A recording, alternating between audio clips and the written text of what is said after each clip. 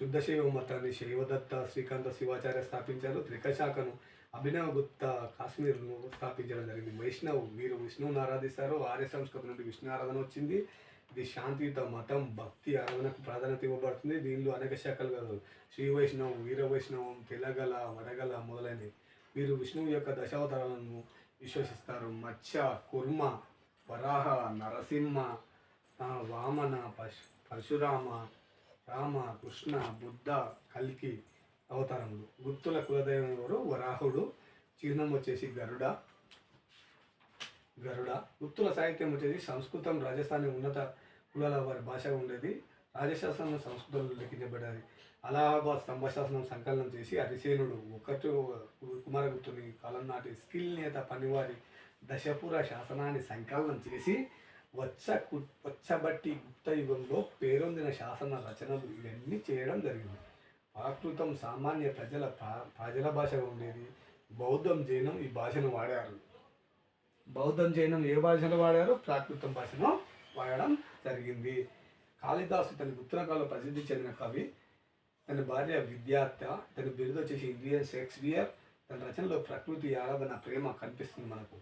తన రచనలు వచ్చేసి అభిజ్ఞాన శాకుంతలం, శకుంతల, దుష్యంత చక్రవర్తుల సమాగమ వృత్తాంతం, మాలవికాగ్ని వృత్తం, అగ్నిమిత్రుడు మాలవికల ప్రణయ వృత్తాంతం, విక్రమోర్వశీయం అనేది ఊరువునికి మధ్య జరిగిన ప్రేమ వృత్తాంతం.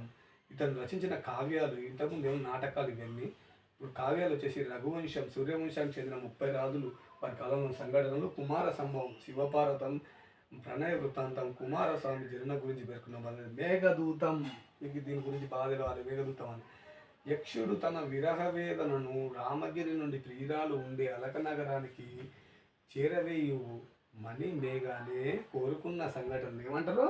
మేఘ దూతం అనడం జరుగుతుంది. విశాఖ దత్తుడు ముద్రరాక్షతం మహారాజ చంద్రగుప్తుడు నందులను పదవిచ్యుతులను గావించిన విధమును వర్ణించుతున్నది. దేవి చంద్రగుప్తం రామగుప్తుని కాలంలో జరిగిన సంఘటనలను పునశ్చరణ చేసిన శుద్రకుడు ఇంతకుముందు చెప్పిన పుచ్చకటకం, శారదత్త ఆసన నాటకత్త వసంతల ప్రేమ కథను, సంతసేనుల ప్రేమ కథను వృత్తాంతం చెప్తుంది. విష్ణువర్మ పచ్చతంత్రంను సేకరించిన కథలతో రచించమనుకుందాం. అమరసింహుడు అమరకోశాన్ని చంద్రగోమ్య చంద్రవ్యాకరణం రచించడం జరిగింది. కళలు దేవాలయం 6th టాపిక్ వచ్చేసి కళలు దేవాలయానికి సంబంధించి చాలా ఇంపార్టెంట్ టాపిక్. దేవాలయాలు మన కొండ ప్రాంతాల నుండి మైదానాలకు మారాయి. పూర్వకాలంలో ఎప్పుడు కూడా కొండల మీదనే దేవాలయాలను నిర్మించడం అనే ఒక సాంప్రదాయం నుంచి గుర్తులు ఏం చేసిరంటే మైదాన ప్రాంతాలకు, అంటే నిదానంగా కొండల నుంచి కిందికి దిగి రావడం జరిగింది. మైదాన ప్రాంతాలకు ఎవరికి? ఉత్తర కాలంలో జరిగింది. దేవాలయాలు, దేవతలకు ఆలయాలు నిర్మించడం ఈదితో ప్రారంభమైంది. ఎవరితో ప్రారంభం? గుర్తులతో ప్రారంభమైంది. ఈ కాలంలో నిర్మించిన దేవాలయం నచ్చకతురా మధ్యప్రదేశ్ పార్వతీ దేవాలయం, బూమ్రా కో మధ్యప్రదేశ్ శివాలయం క్రీస్తు 5వ శతాబ్దానికి చెందినది. బ్రిటార్గం ఉత్తరప్రదేశ్ ఇటుకలతో నిర్మించిన దేవాలయం క్రీస్తు 6వ శతాబ్దం చెందినది. బుద్ధ గయా బీహార్ ఇక్కడ మహాబోధి దేవాలయం బిటార్గం దేవాలయం పోలి ఉంటుంది. దియోగాడ్ ఉత్తరప్రదేశ్ దశావతార దేవాలయం. ఇరాన్ మధ్యప్రదేశ్ విష్ణు దేవాలయము. ఇన్ని దేవాలయాలు కళలు దేవాలయం రచించడం జరిగింది. లోహకార కళ అంటే గుర్తుల కళలో లోహాలను వెలికి తీసి కరిగించి పూత పోసిన కళ లోహకార కళ. మహాకార కళ అని కూడా అంటారు దీన్నే. దీనికి ఉదాహరణ మహరోలి ఇనుప స్తంభ శాసనం. మనం గురించి ఉండాలి, ఇంతకుముందు డిస్కస్ చేసిన మహరోలి ఇనుప స్తంభ శాసనం. 2వ చంద్రగుప్తుడు ఉజ్జయిని విదిశ మధ్య గల ఉదయగిరి కొండలలో వేయించిన దేవి మహరోలి ఇనుప శాసనం. తర్వాత కాలంలో మధురకి తరలించబడింది. రాజా చంద్రసేన్ దీని మధురలో నీ విష్ణు దేవాలయం ఎదురుగా ధ్వజస్తంభంగా నిల్చోబెట్టాడు. మధుర పోతే నీ మొహరాలి ఇనుప స్తంభము మీకు కనబడుతుంది. మధురలో నీకు కనబడడం జరిగింది. దీన్ని విజయస్తంభంగా పిలిచేవారు. ఢిల్లీ నగర నిర్మాత అయిన 2వ అనంగపాల్ తోమర వంశం ఈ స్తంభాన్ని ఢిల్లీకి తరలించడం జరిగింది. ప్రస్తుతం ఈ స్తంభం ఢిల్లీలోని కుతుబ్ మినార్ వద్ద ఉంది. ఇది క్వశ్చన్ రావడం జరిగింది. అందరూ కన్ఫ్యూజ్ అయ్యి ఏం చేశారంటే కుతుబ్ మినార్ అంటే ఇక్కడ గుర్తులకు సంబంధం ఏముంటుందని కాడుబడి ఆ క్వశ్చన్ని రాంగ్ చేశారు. కానీ ఏం చేసిండ్రు?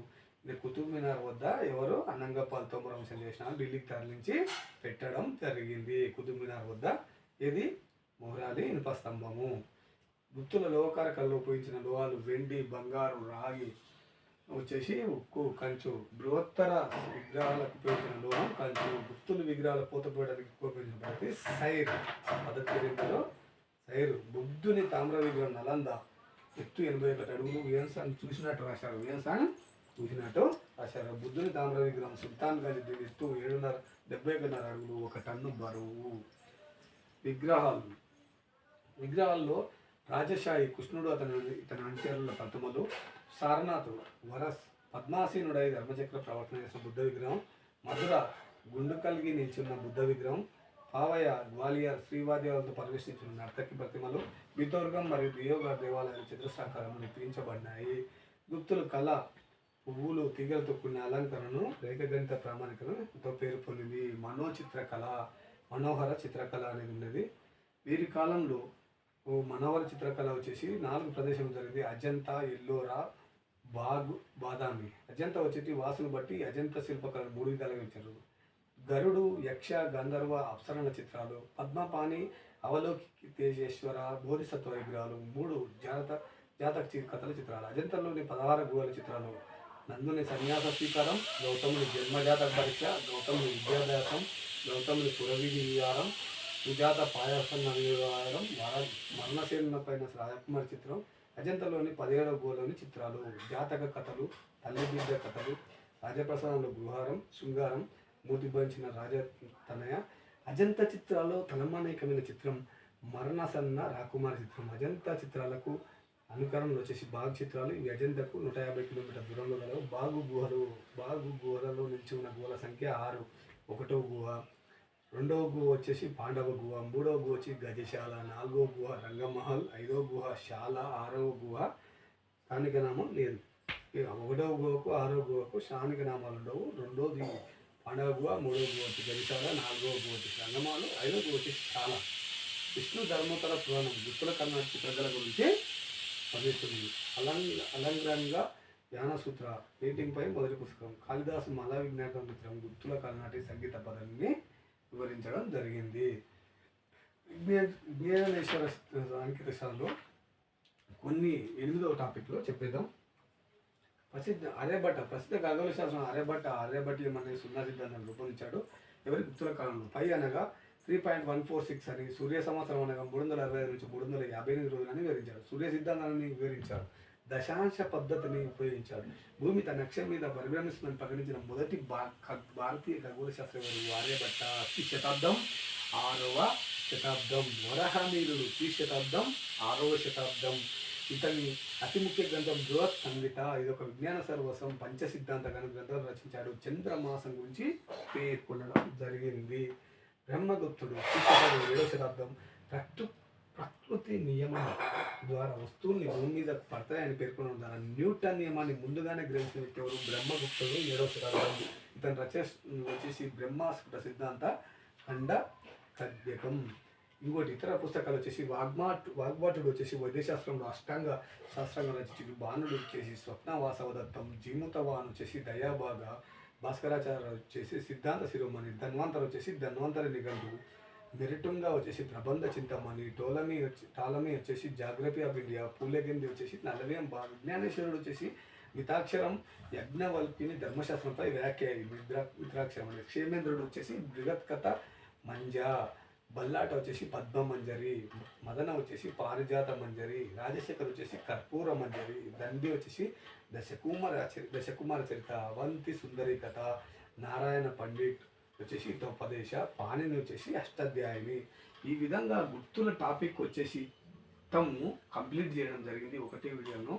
మోరా అంజీ 7 యూట్యూబ్ ఛానల్.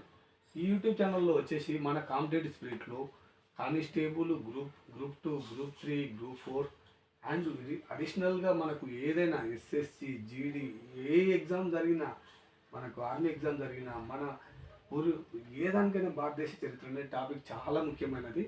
మీరు ఈ Mora Anji 7 YouTube channel study channel subscribe చేసుకుంటే నా యొక్క ఈ వీడియోలు రావడం జరుగుతుంది. మోరా అంజీ 7 అని నా ప్రొఫైల్లో మన పిక్ ఉండడం జరుగుతుంది. ఈ ప్రొఫైల్లో ఏముంటుంది? నా ఫోటో ఉండడం జరుగుతుంటుంది. మోరా అంజీ 7 అని. మీరు ఇంకా నన్ను ఆదరించి సబ్స్క్రైబ్ చేసుకొని షేర్ అండ్ లైక్ చేస్తే మీరు నా యొక్క ఈ ఫ్రీ కంటెంట్ వీడియోస్ని మీరు ఎలాంటి అమౌంట్ లేకుండానే మీరు వీక్షించడం జరుగుతుంది. భారతదేశ చరిత్రను సీక్వెన్స్ టాపిక్గా చెప్తున్నాను. సింధు నాగర్ కథ చెప్పాను, సింధు నాగర్ కథ, మలివేద నాగర్ కథ చెప్పాను, మలివేద నాగర్ కథ, బౌద్ధము, చెప్పాను. జైనం ఒక టాపిక్ మిస్ అయింది, అది కూడా చెప్పుకుందాం. జైనం హర్షవర్ధనుడు ఒకసారి చెప్తాను ఆ టాపిక్. టాపిక్ 5 వచ్చేసి భారతదేశ చరిత్రలో వచ్చేసి గుర్తులు కూడా చెప్పుకోవడం జరిగింది. కాబట్టి నన్ను ఆదరించి ఇట్లే సీక్వెన్స్గా హిస్టరీ టాపిక్లు, భారతదేశ చరిత్ర ఎంత ఇంపార్టెంటో తెలుసు. ఇందులో గ్రూప్ 2లో వచ్చేసి 75 మార్కులు ఉంటాయి. అలాగే గ్రూప్ 2లో గ్రూప్ 2లో సెకండ్ పేపర్లో 75 మార్కులు, ఫస్ట్ పేపర్లో వచ్చేసి 40 మార్కులు కవర్ చేస్తుంది. ఏది హిస్టరీ. ఎన్ని మార్కులు? హిస్టరీ 75 మార్కులు వచ్చేసి మార్కులు సెకండ్ పేపర్లో, ఫస్ట్ పేపర్లో 40 మార్కులు. ఎన్ని మార్కులు కవర్ అవుతుంది? 115 మార్కులు ఇందులో కవర్ కావడం జరుగుతుంది. పోలీస్ కానిస్టేబుల్లో వచ్చేసి 30 బిట్స్, ఎంత 30 బిట్స్ రావడం జరుగుతుంది. అంటే 30 మార్కులు రావడం జరుగుతుంది. మీకు ఎస్ఎస్సి జీడీలో ముఖ్యంగా ప్రముఖంగా పాత్ర వహించేది ఇది. 20 మార్కులు, 22 మార్కులు రావడం జరుగుతుంది. భారతదేశ చరిత్ర అనేది చాలా మెయిన్ సబ్జెక్టు మీకు నేను అందిస్తున్నాను. కావున మోర్ ఆన్ చేసే యూట్యూబ్ ఛానల్, స్టడీ ఛానల్ని లైక్ అండ్ షేర్, సబ్స్క్రైబ్ చేసుకొని నా యొక్క వీడియోలు బాగా ఆదరిస్తారని ఆశిస్తున్నాను. Thank you.